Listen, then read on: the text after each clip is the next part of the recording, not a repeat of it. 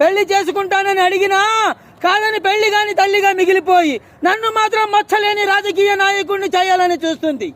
వద్దు, నాలాంటి నైతిక విలువలు లేని మనిషికి రాజకీయాలు నడిపే అర్హత లేదు. నేను చేసింది తెలియక చేసిన తప్పే, కానీ అది సరిదిద్దుకోలేని తప్పు. అందుకు శిక్ష ఒకటే దానికి సరైన పరిష్కారం. అయ్యింది ఒక సీనేగా. ఒక సీన్ లో యాక్ట్ చేసి వెళ్లిపోవడానికి నేను జూనియర్ ఆర్టిస్ట్ ని కాదు కుమార్, హీరోని. హీరో అనేవాడు టైటిల్ కార్డ్స్ పడే దగ్గర నుంచి శుభం కార్డ్ పడే వరకు ఉంటాడు.